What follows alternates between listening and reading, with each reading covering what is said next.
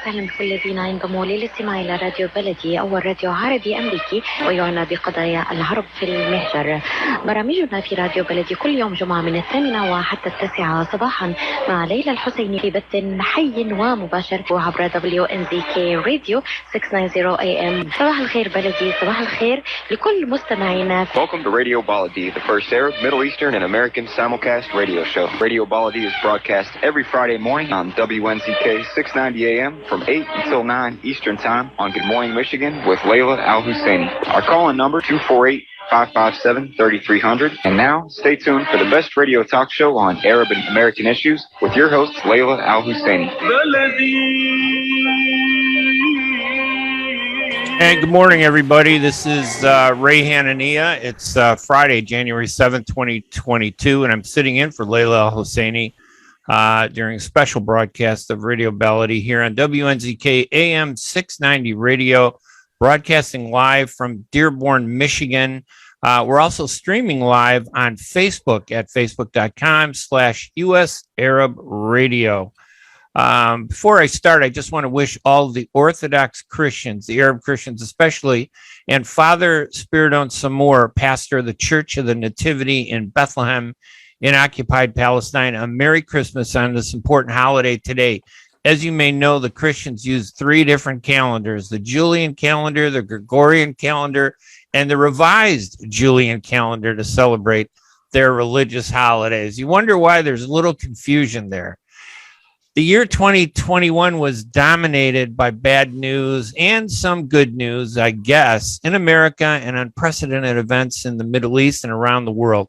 To discuss the major events of 2021, to look back on this past year, and what to expect in the future in 2022, we have 3 distinguished experts and guests that will join us this morning. 2 of them are here, and we're waiting for one of the others.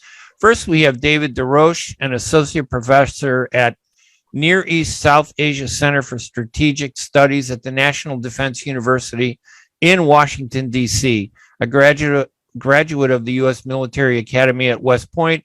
He has advanced degrees from the School of Oriental and African Studies and King's College in London, which he attended as a British Marshall Scholar. He served for 30 years in the Army and as a civil servant in the White House, in the Office of Secretary of Defense, and ultimately as Director of Arabian Peninsula Affairs.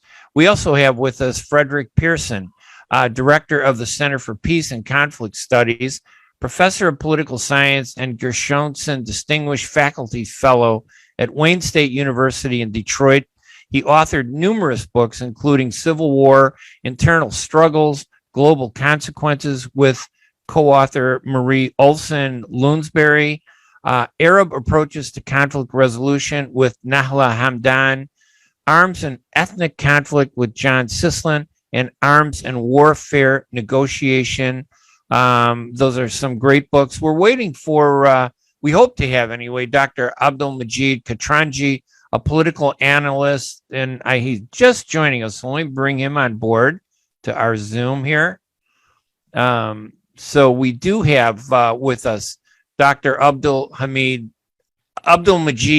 Katranji, a political analyst and expert on the Middle East, Islam, and Muslim American politics. He's a board member of Engage Action USA, one of the leading Muslim American political advocacy groups in the United States. He also serves on the national board of the Syrian American Council. Wow, that was a long introduction for everybody, but we're happy to have Dr. Katranji, Frederick Pearson, and also David DeRoche. Thank you all, gentlemen, for joining us this morning. Thank you. Good to be here. Let me just begin. We'll start with each one with maybe David DeRoche. And David, did I pronounce your name right? David DeRoche. Perfect. Perfect. Oh, Yeah. perfect. And, That's and your Canadian listeners should understand it as well. okay. That's good. I'm more worried about the people here in Chicago because the accents are really rough here. So, David, give us a sense of what do you think were some of the top stories in 2021? And I'll go through everybody, Dr. Katranji and Frederick Pearson afterwards. So go ahead, David. Well, I'm sorry to be looking at the region from the outside in, but the outside in is kind of important. And so the big thing, of course, is the American change of administration. You know, you had two radically different approaches that, at least in the campaign coming into conflict. Of course, the JCPOA, which the Trump administration left. The maximum sanctions regime, and then the Biden administration coming in, re-entering the Vienna talks, although nothing has come out of those yet. That, I think, is probably going to determine this more than anything else. Most of the rest of the region, things have been on autopilot, more or less. You've seen sort of a natural drift, a recognition that Assad is going to stay in power in Syria, and countries trying to do that. The Palestine-Israel conflict, you had a war, which was interesting from a military standpoint. It pretty much more of the same from a political standpoint. I mean, it was a major development in warfare, but politically, it just saw an entrenchment of lines that we've seen forever. And then the ongoing proxy conflict between Israel and various Iran-supported but locally derived groups like Hezbollah in Lebanon. The Yemen conflict seems to just be staggering along. It's almost a zombie conflict. And there's been remarkably little geopolitical import from the Abraham Accords. Those still remain sort of, I think that Trump administration folks would say that they were strangled in their infancy, haven't been allowed, are suffering from benign neglect under the Biden administration. The Biden administration probably would say, well, we're trying to do this, but this, there's not a whole lot of there. I mean, so a lot of unfulfilled promise. And Professor Pearson, how about you? Some of the big issues that you've seen in 2021, and then maybe after the break, I'll get all three of you to talk, or toward the end, about what we think is to expect in 2022. But Professor Pearson. Well, thank you. And Professor Desroches covered a good deal of ground there. Sorry. And sorry, I'm so sorry. And one might pick up on, of course, the developments in and around Jerusalem this year, which were very harrowing and unfortunate indeed. Which I think sparked the war he was talking about with the Hamas and back and forth in Gaza. Indeed, I think Israel has missed the boat on a number of potential initiatives that it could have taken. COVID-19 is present in the Middle East, in case we haven't noticed. And Israel, of course, was emerged worldwide as a leader in the technologies of fighting the disease. But the record of providing vaccination and support to the Palestinian communities is extremely problematic and troubling. I think Palestine has an overall vaccination rate of something like 60% of adults. But we know it's also a very young society. And less than a third, I think, in Gaza have been vaccinated, and there was a potential deal, evidently, in the works that vaccines would be made available in greater amounts from Israel to Palestine, but it fell through evidently at the last moment because Israel had sent not outdated, but nearly outdated vaccines with only less than a month of validity in return for a promise that the Palestinians would provide their share of international vaccines back to Israel later. And that was just not a forthcoming type of approach. The Palestinians turned it down finally and have reached out to other sources. So once again, Israelis lost the chance, I think, to make this conflict somewhat more human and humane, and to establish a different footing than just the back and forth of retaliatory military strikes and use of force. Yasser Arafat, once said that the Israelis are a guilt people and the Palestinians are an honor people. And he said that the clash of those two mentalities is very difficult because guilt for the Israelis has to do with the Second World War experience and the Holocaust and what happened. And for Palestinians, it has to do with being overrun for decades and decades and not having rights. And neither one wants to take a backward step on that. Particularly Israelis don't want to be seen as in any sense taking a backward step on anything. And this creates, and by the way, these are two peoples that have killed each other's families. It's unlike they all have. It's unlike the conflict in the days between Israel and Egypt and other armies, where the battlefield was the location. Here, you have a lot of people having suffered family tragedies at the hands of the other. So to solve this, you need a forthcoming approach, such as the one that King Hussein once adopted by going to grieving Israeli families and sitting with them in their grief, making a big impression. That has not happened. Yeah. Okay, there are lots of other places and concerns, of course, in the Middle East that have been troubling this year. The Saudi-Iranian conflict seemed to have a sort of a proto-detente with a bit of talks taking place. We need to note, by the way, that it's not as if Iran and Saudis are completely off the wavelength with each other. They still coexist in OPEC. And all during the years of the Iran-Iraq war, for instance, in the 80s, both of them were together in OPEC and didn't question that, evidently, didn't rock that boat. Both of them have concerns along these lines. And so with Saudis and Iranians, a great competition, unfortunate competition going on all over the place. Yemen is the victim at the moment. But these talks seem to have been superficial, something for international, reassurance that things could be getting better and so on. But there's still a fundamental suspicion by the Saudis that the Iranians are surrounding them or could, and similarly with Israel. And the Saudis have gravitated toward Israel, as have the Gulf states and a number of states recognizing Israel this year and mutuality. I think for varied reasons, some to get off the terrorist list of the U.S., rather than any deeply felt détente or reconciliation there. Overthrows in places like Sudan, overthrowing the government and replacing it on and off. I think in Libya, if there was a coherent army, we would have seen the army take over already.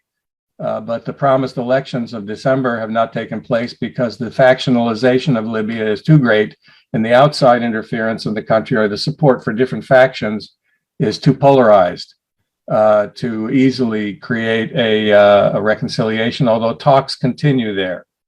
So I'll turn it over to my colleagues here for further elaboration, but some interesting and, as was noted, slightly encouraging, but mostly discouraging events. Thank you. Dr. Katranji, how are you? Welcome to the program. Thank you very much. I appreciate it. Happy New Year. Merry Christmas to everybody. And apologize. My Zoom link was just not connecting. God bless her. Layla was able to send me a different link and then was able to join you. Yeah, you sound great too, so don't worry about it. Sound is good. Perfect. I have to agree with my colleagues. The critical issue here, I believe, if you look at 2021, the most defining thing that we've seen, and it's in light of the COVID crisis, is infrastructure.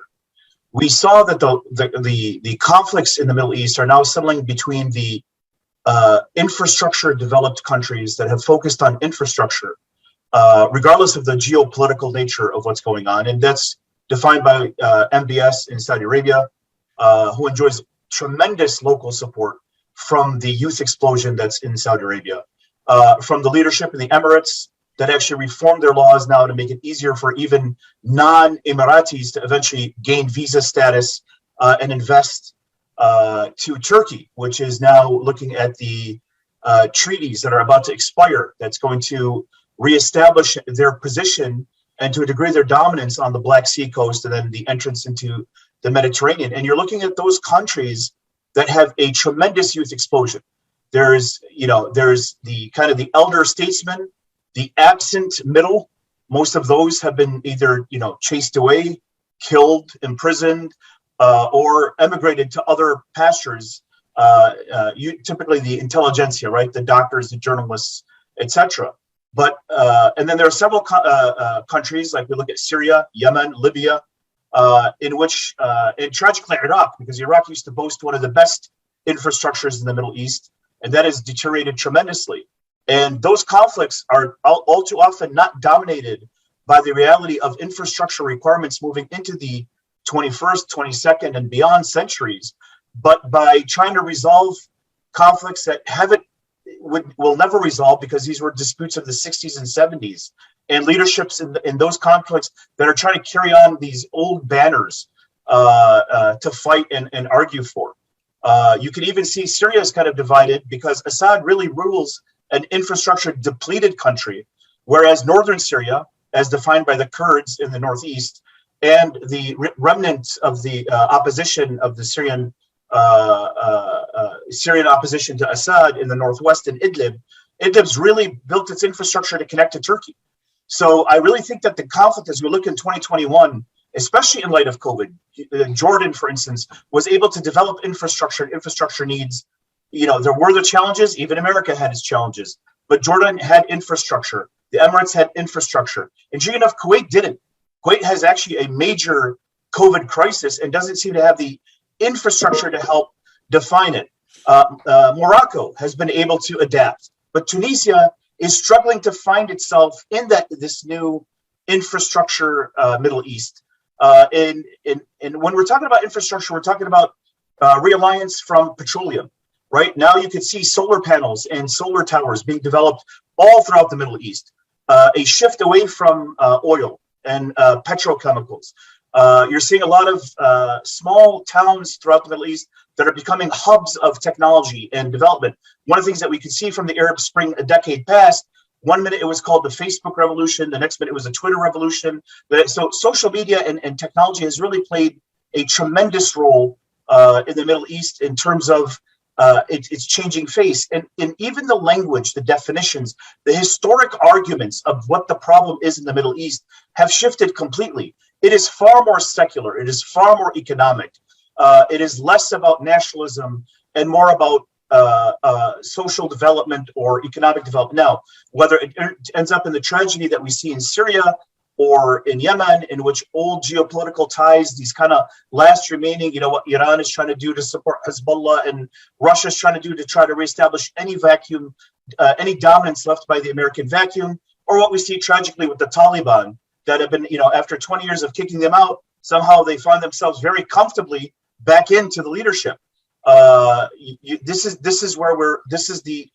I believe, the new argument for the Middle East. It is not a Israeli-Palestinian conflict, although that still will play a role. It is not a, Islamo-ethnic conflict. I really believe it's an argument for infrastructure and the youth explosion, and how the basically those 20 and 30-year-olds that are in their countries right now, the ones that are going to plan to live and stay in the Middle East till they're 40 and 50, 60, 70 years old, what they're demanding of their governments to provide service.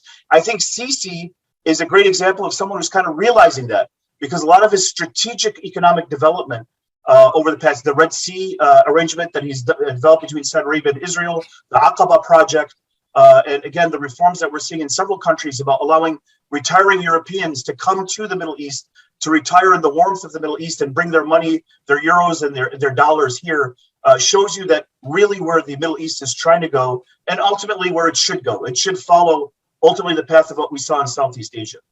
All right, we're going to take a quick break, and but when we come back after our ad sponsors, maybe I can ask each of you to tell me what you think was the most important issue or event, if that's possible, to pin it down to one major thing, and also we can engage. So if you hear something you don't like, throw your 2 cents in. You don't have to be, we don't have to be formatted and friendly, of course, but we don't have to be so rigid and formatted, because you're all very, experienced, and you have so much knowledge. And sadly, we're only 1 hour, which is really unfortunate. I wish we had a 5-hour radio show. I'm Ray Hanina. I'm Ray Hanina. You take the gloves off after 8:30, Ray. No gloves off. But we want to hit some issues. And I think you guys all did a great job in giving us a big overview. But yeah, maybe we can drill down and pick out some of the worst or the best of 2021. And then we can end it with a look at 2022. I'm Ray Hanina here. It's January 7th, 2022 at WNZK AM 690 Radio, broadcasting live from studios in Detroit. I'm in Chicago. We have three great guests, Professor David Des Roches, Dr. Abdalmajid Katranji, and Professor Frederick S. Pearson. We're going to take a break, and we're going to be right back right after these messages. While we've been staying safe at home, scientists have been on a journey. The destination, a COVID-19 vaccine. This journey began decades ago with research into other coronaviruses. Scientists built from there with months of research and development, cooperation with other experts worldwide, and clinical trials on tens of thousands of volunteers of diverse race, age, and health status. They arrived at a safe, effective vaccine, and hundreds of thousands in Michigan have already been vaccinated. But the next step is ours. We need to get the vaccine when we can. Keep wearing masks correctly and taking precautions until we reach our destination, freedom from COVID-19 and getting back to the lives we love. Discover the facts for yourself at michigan.gov/COVID vaccine. A message from the Michigan Department of Health and Human Services. Are your hands feeling numb? Do you feel pain opening up a jar, turning a key? Are you noticing that your elbow and your shoulder are becoming stiff? Or were you recently injured in your arm? Hello, I'm Dr. Abdalmajid Katranji. And at the Katranji Hand Center, which just recently opened down the street from the Somerset Mall, we can provide you with the latest in hand, wrist, elbow, and shoulder care. Visit us at www.katranjihandcenter.com to learn the latest techniques that we have to offer you, and I look forward to taking care of you. Visit us in Troy at 1565 West Big Beaver Road, Building F, or call Katranji Hand Center for an appointment at 248-869-4263. That's 248-869-4263. Get ready for an amazing experience at Ishtar Restaurant on 15 Mile Road in Sterling Heights. Enjoy excellent hospitality from owners Ali Al-Baghdadi and Fatty Bottom, serving the best in Mediterranean food. Try Chef Ali Al-Baghdadi's famous shawarma, the best Iraqi grills and food, and the best Arabic and international dishes. Dine in our authentic atmosphere or take out. Call 586-698-2585 or check us out on Facebook. Ishtar Restaurant practices all CDC guidelines and is open every day, 11 a.m. to 10 p.m. Have an amazing experience today at Ishtar Restaurant, 3625 15 Mile Road, Sterling Heights. And welcome back to Radio Ability here at WNZK AM 690 Radio. I am the guest host sitting in for Layla Al-Husseini, Ray Hanina. We have three great guests with us who are helping us to look back at 2021. I don't know how many people really want to look back, but because it's been painful in many areas. Professor David Des Roches, Dr. Abdalmajid Katranji, and Professor Frederick Pearson. Let's go back to Professor Pearson and maybe give us kind of what you think was the most important or one or two, three issues. And then we'll go around the table and see how it all matches up. And then maybe we can kind of drill down on a couple of them. Okay, I was going to mention that what I would see as hotspots that are indicative in different regional areas of what's going on, because the global, the local, and the regional all interplay here. And to understand what's going on, you need to look at all three.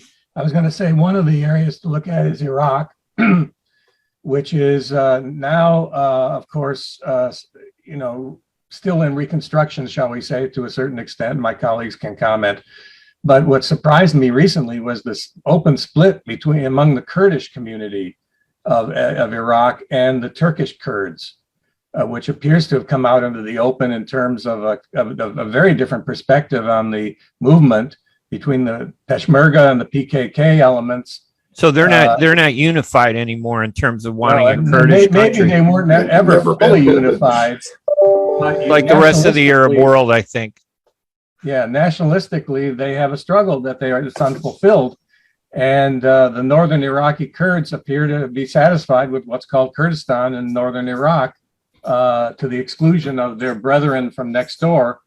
And of course, Turkey is heavily involved in that, occupying parts of Iraq, evidently, to pursue that.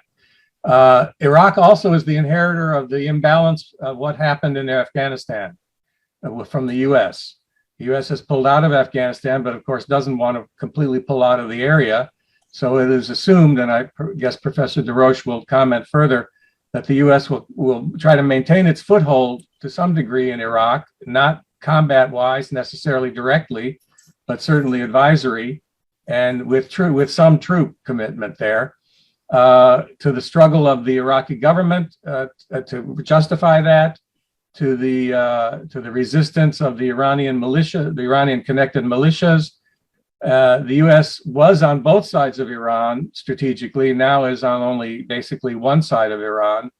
And of course, the Israeli-Iranian hostilities and pressure on the U.S. is there. So we don't know what all that will end up with, but it will cause local hardship, outbreaks potentially. And the other illustrative case I was going to mention is Libya, where the international community has been so involved on various factions. That includes the Europeans, the Egyptians, the Turks, the Russians, and the Americans, all having picked sides at various times among these factions, the Haftar faction and the UN-backed faction and the House of Representatives faction in Benghazi, in eastern Libya. And all of them still competing. Most of them against what they see as the Muslim Brothers potential there. Some from Europe seeing terrorist potential there, and the Turks backing the main government factions, which include the Muslim Brothers. That whole viewpoint of how the Turks view it, how the Saudis view it, how the Egyptians view it, is unresolved, although somewhat less hostile at the moment. I think less competitive about the brothers. So all of these regional and subtexts go on there in Libya, complicating any efforts to reunify the country in a meaningful way, although they're still talking. Professor Des Roches. Yeah, I have a couple of thematic things rather than the geographic approach, but I agree with a lot of what Dr. Pearson has said. The first thing I think, and this arrives, I think, from bitter experience, and also perhaps from the diminution of the role of the U.S. because of the disastrous withdrawal from Afghanistan. I see a lot of the Gulf Arab countries moving from this idea that we have modern militaries, we can force our will, towards resolution, towards looking at actually, trying to negotiate ways to deal with complex problems. So you saw the Al Ula agreement that led to the end of the Qatar, UAE, Saudi rift.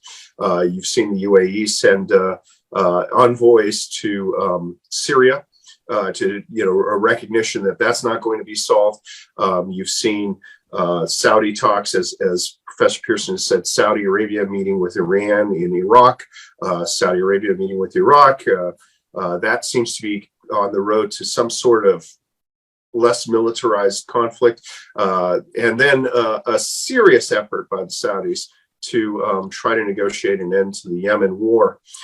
So, in the past, I think the idea was, well, if we have enough military equipment, and a smattering of justice on our side, we can impose a solution. That model seems to be gone. The second development is, and this is a really unfortunate one, the decline of democracy. The coup in Tunisia is a disaster. That was the only success story out of the Arab Spring, which was, just an exercise in chaos. And quite frankly, the failure of what's come out of the Arab Spring has given ammunition to people who are of an authoritarian bent, or people who, quite frankly, are hostile to the interests of the Middle East in general and the Arab world specifically, saying, oh, these people just aren't ready for democracy. That sort of old school thinking, which, was predominantly in the 50s and 60s. Unfortunately, that has some more ammunition now. The coup in Tunisia was a bitter disappointment for those of us who hoped for the region to advance, and then the coup in Sudan just sort of danced on its grave. And then the third point, I think, is a military development, which is also a little depressing, and that's the Iranian proliferation of missile technology. So in the past, we've had issues with Iran shipping arms to its various proxy forces around the region, but they've transferred from an equipment-based to a knowledge-based thing. And what we've seen is that missiles are now being produced indigenously, out of the Gaza war, which I referred to in my opening remarks, and in Lebanon, and probably sooner or later in Yemen, where missiles are being made out of raw materials, and only key, easily smuggleable elements like electronic components are being brought in.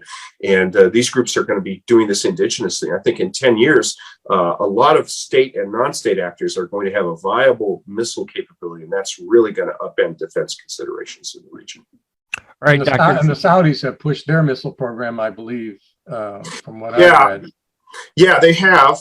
That's not viable yet. I mean, I think that is more of a negotiation chip, and the Saudis, their point is why should we not have missiles when the world is allowing Iran to develop them? So I think they may be building this as a negotiations chip. What we've seen so far is just an indication that they may have been conducting some experiments on developing solid fueled rockets, the propellant for solid fuels. But so far, we haven't seen any indication that they're have fielded a missile beyond what they bought from the Chinese in the 1980s.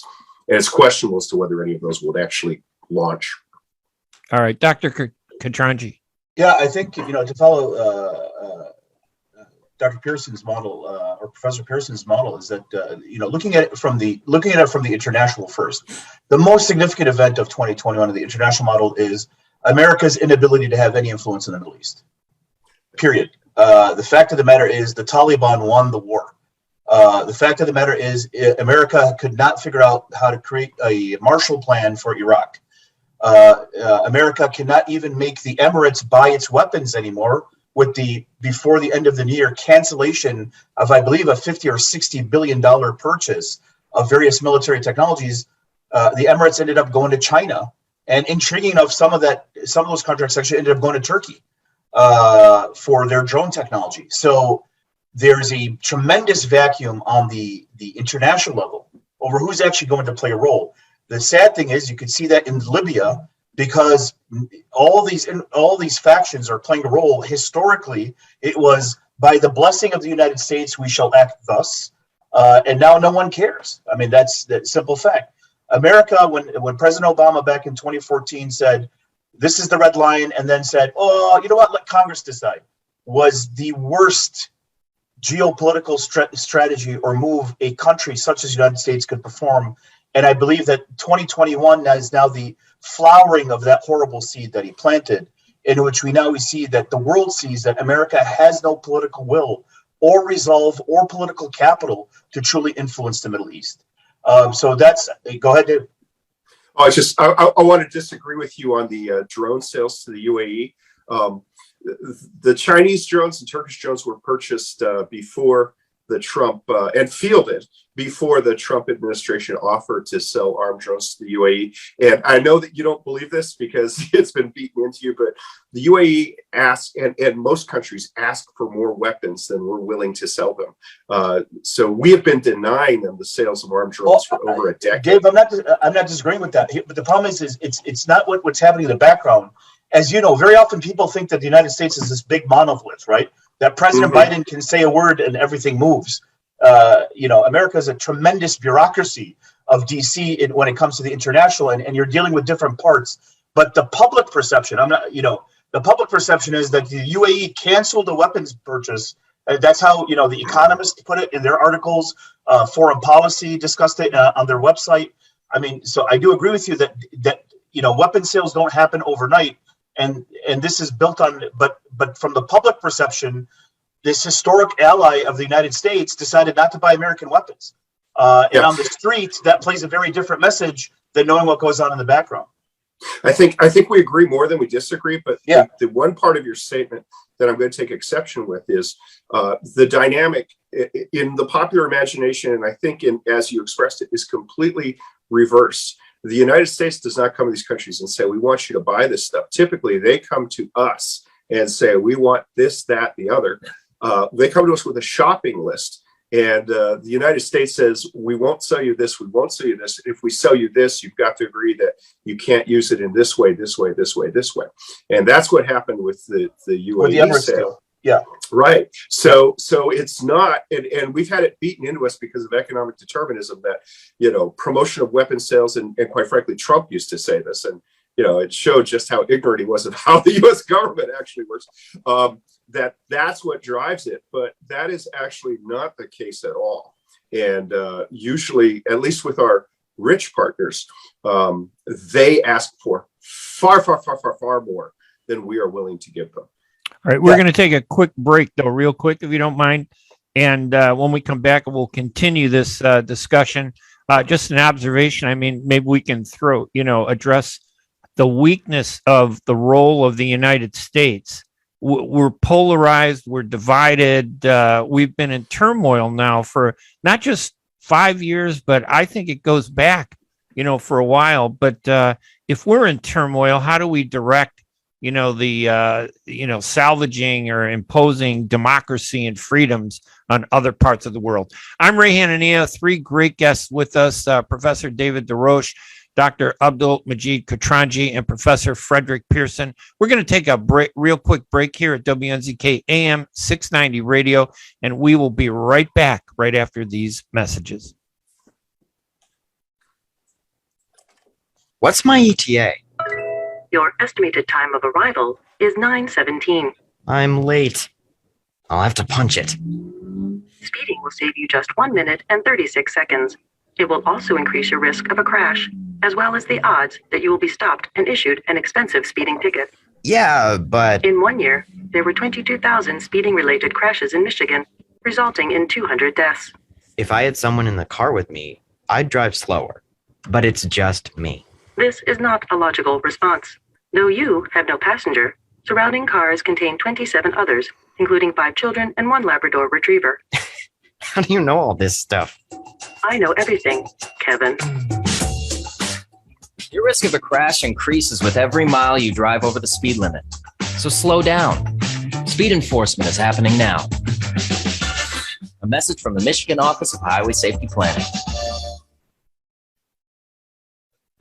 At Top Rehab Physical Therapy Clinic in Dearborn, we provide effective physical therapy sessions in order to limit pain and discomfort. Top Rehab provides physical therapy care for any diagnosis prescribed by a physician, and we regularly see and treat conditions such as stroke, TMJ, fibromyalgia, sciatica, joint pain, and more. We use a variety of pain management methods, including modalities, soft tissue mobilization, and therapeutic exercise. If you're in need of physical rehabilitation or physical therapy, get the highest quality health care at Top Rehab. Most insurance is accepted, and we're open Monday, Wednesday, and Friday 8 to 6, Tuesday and Thursday 8 to 5, and Saturday 10 till 2. Call for an appointment today at 313-846-0555. That's 313-846-0555. Choose Top Rehab Physical Therapy Clinic on Michigan Avenue in Dearborn. Life's too short to be in pain. In the face of COVID-19, staying healthy is important. And now the same is true in the face of flu. Influenza has the potential to infect millions, putting lives and the healthcare system at risk. Now more than ever, getting your flu vaccine is essential. Flu vaccines are proven to be safe and effective. In a typical year, flu vaccinations prevent millions of illnesses and thousands of hospitalizations and deaths in the U.S. Everyone 6 months and older should be vaccinated this flu season. To protect our essential workers and those who are at highest risk for flu complications, such as people over 65, children younger than 5, pregnant women, and those with underlying health conditions, we need to face the flu together. Help us hit the flu head on. Get your flu vaccine to protect your community and your loved ones. Learn more at michigan.gov/flu. A message from the Michigan Department of Health and Human Services. Enjoy the first Syrian-style cuisine in Michigan. At Damas Cuisine and Catering, you'll find a wide selection of Syrian foods and sweets in our menu, like frikeh, hoisin, grape leaves with steak, mashawi platter, hot mahashi, char-grilled kebab, shawarma, and much more. Get super fast delivery from Damas Cuisine and Catering right to your door. Order online at damascuisine.com/menu and track your order live. Damas Cuisine and Catering, 28841 Orchard Lake Road in Farmington Hills. Call 248-987-4985. And welcome back to Radio Bellady. I'm Ray Hanina, your guest host, sitting in for Layla El-Husseini, with three great guests looking back at 2021 and some of the troubles and issues that we face around the world. Professor David Des Roches, Dr. Abdalmajid Katranji, Professor Frederick Pearson. This is broadcast live on the Facebook page at US Arab Radio. So afterwards, if you're just tuning in, you could watch this again and comment and let us know what you think and engage in the discussion. I was going to say that all the things that we've been talking about, it sounds like we're in a worsening world, that things are getting worse. And I wonder how much of that has to do with the worsening political situation in the United States. So I'll open that up to anybody that wants to say a few words, remembering we have one more break coming up, and then we'll have to end it by 9 o'clock Detroit time, 8 o'clock Chicago time. So anybody, go ahead. Go ahead.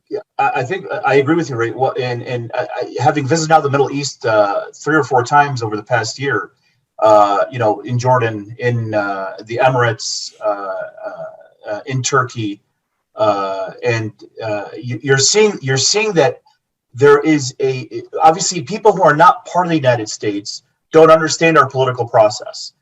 They actually get that filter, and then whatever is kind of in summary is presented, and they have this concept that this is a very divided country, disunited, and it's losing, and then they point out to the things that we discussed from 2021. It's kind of like a classroom, isn't it? I mean, the United States would set the tone and say this is what's going to happen, and the rest of the world would kind of gravitate around that. It sounds like, and I'm not just saying under Biden or even Trump, it sounds like we've really lost that role. Does anybody else see that? Or we have am I wrong? Few good stories to offer that we're not offering, I'm afraid. The good stories are actually right here in town, in Detroit area, the Dearborn government and the Hamtramck government. It should be told to the world that we have majority Muslim governments here in this country, and it's tolerable and it's okay. And they're doing a good job. The negative headlines are what dominate. And of course, it's hard for the U.S. to counsel the world about democracy when we just witnessed the one-year anniversary of January 6th. We're challenging our own elections. What that looked like. Right. And of course, it goes back much further. It goes back to the heavy-handed way that the Arab Spring was dealt with in the United States, by the United States, carried away in efforts to oust Gaddafi, and creating just a monstrous result through an overthrow, a regime change. Earlier regime change for so-called democracy in Iraq under the Bush administration, a disaster. Some of that leadership has not even been questioned as to its lying and its the reason for that war. And the Obama administration's uneven approach to the Arab Spring, which had support for Tunisia, but complete, laissez-faire about Bahrain, where the Saudis were allowed to go in and smash the uprisings of youth and the majority rule efforts there. So the inconsistencies of American policy, which were self-serving long before the erosion of American image and power, were very telling in the Middle East. And we got to get on the right pages. Much more than we have, and that includes Israeli policy. But that means having somebody to influence it, right? There has to be somebody leading us. Do we have a leader? Go ahead, Professor. Well, I think what I'm hearing here is this something that has to be very concerned, and that is that up until about 15 years ago, we had the end of history, and I know that phrase is more nuanced than is commonly. Dr. Fukuyama had more influence, but there was only one model of government. The question was, how best can you do it? What we're seeing is the emergence of a second model, and that is this sort of technology assisted authoritarianism. It's a paternalistic thing. It's the Chinese model. And it's welcomed by people like Thomas Friedman, who say, well, you can have high-speed rail, and you can have these, huge airports and big shot. You can build things. You can get things done quickly. And one of the things that's really disturbing to me is under COVID, in most countries of the Middle East and a lot of European countries, you have to have a phone app to enter a public place that shows your COVID status. Some of these apps also, sniff your information. I mean, basically, under the threat of COVID, a lot of countries in the region are applying this sort of personal mega surveillance state apparatus that previously we'd only heard of applied to like the Uyghurs in China. This incredibly oppressive. It's more than being on parole in the United States with an ankle monitor. And I don't know if these governments are going to dial that back.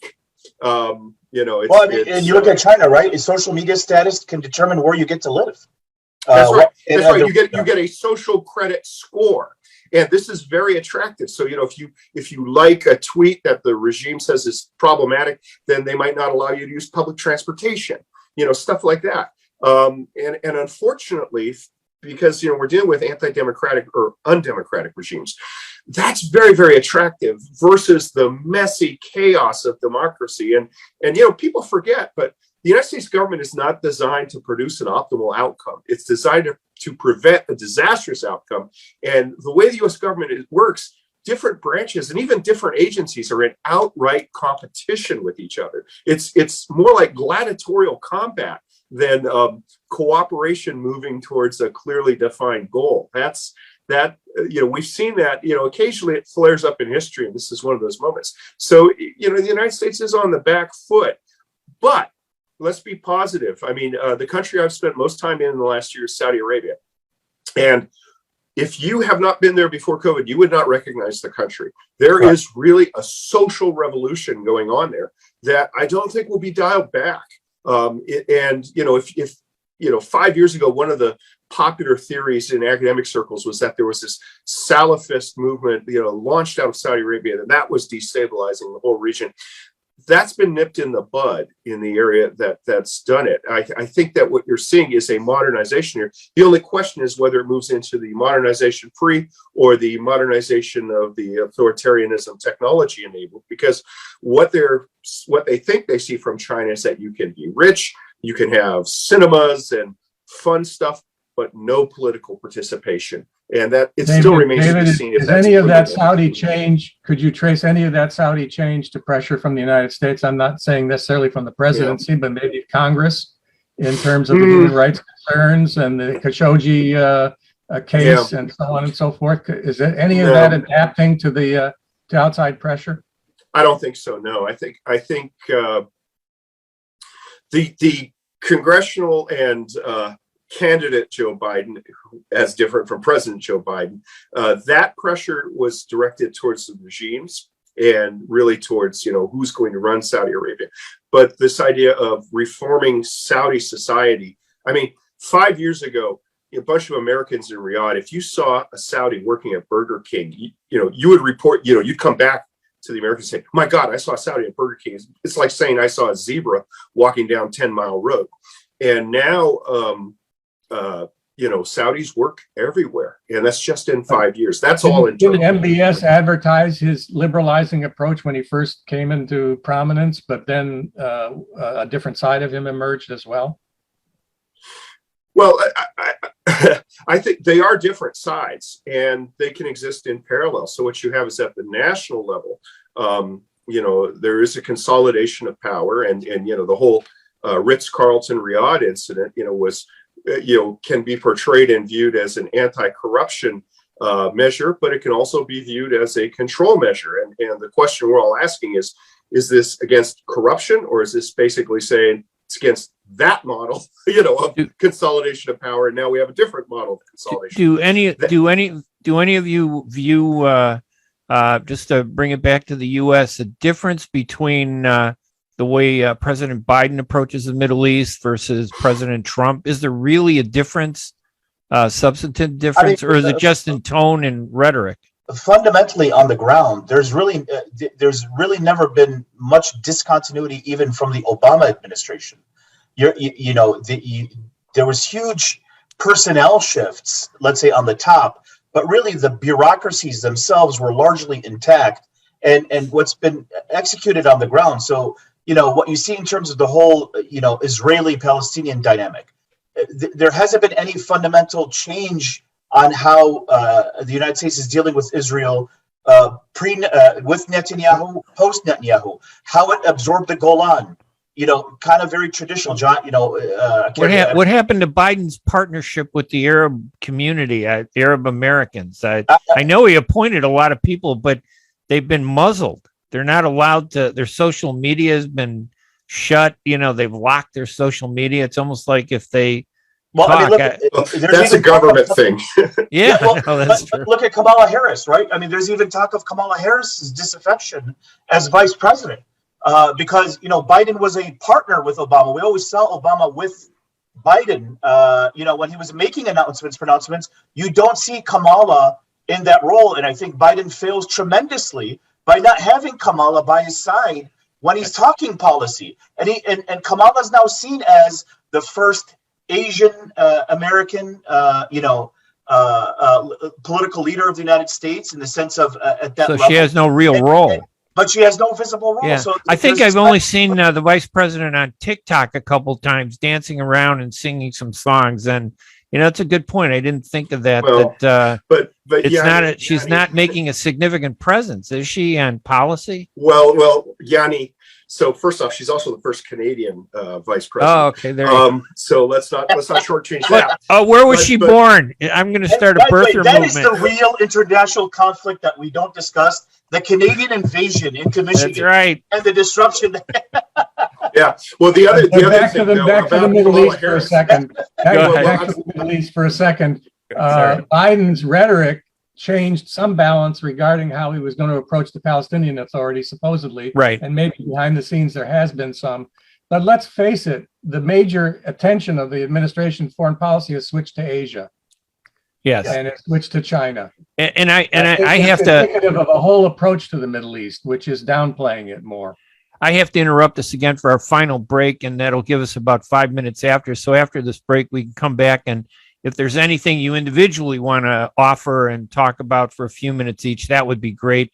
I apologize. We only have an hour. I wish Layla Hosseini would win the lottery so that we could have a 5-hour radio show every morning, because these topics are not discussed in many other places the way they are here. So we appreciate all of you joining us.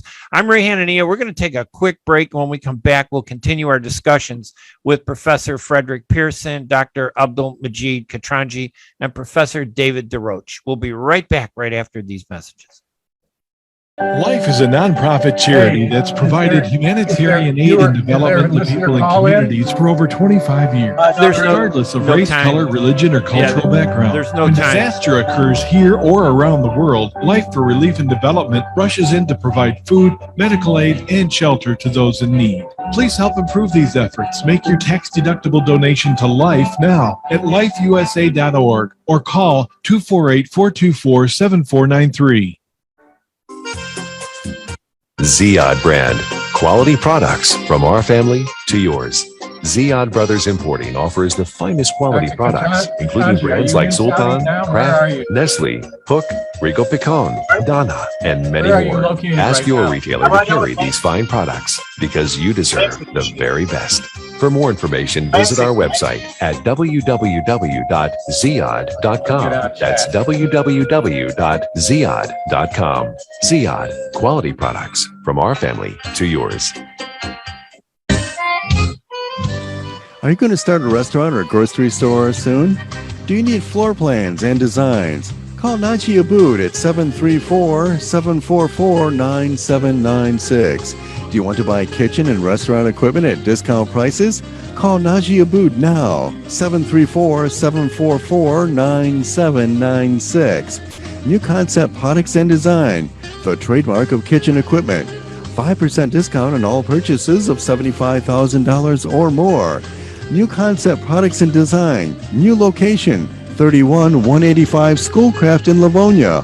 Learn more at www.newconceptproducts.com. Call Naji Abood, 734-744-9796. When you're looking for the best in optical care, Dr. Imad Nakash is your doctor to see. With years of experience and thousands of successful procedures performed, you can trust your eyes to Dr. Imad Nakash. See Dr. Imad Nakash and his professional staff for your eye care needs. There's 2 locations to serve you. In Hazel Park, call 248-336-3937. 248-336-3937. In Rochester Hills, call 248-299-3937. That's 248-299-3937. And welcome back to WNZK AM 690 Radio. We only have a few minutes left, so I'm going to give each of our guests maybe a minute and a half, if you don't mind, just to offer some thoughts that we didn't touch on. So let's start with Professor Pearson. Well, yeah, I mean, when we talk about the vice presidency, it's never really an earth-shaking office, let's say. Depends on how it's what responsibilities are doled out, not whether they're appearing together on TV a lot. Because Biden stood there and smiled, and so did Trump's vice president stood there and sort of smiled. But what did that mean?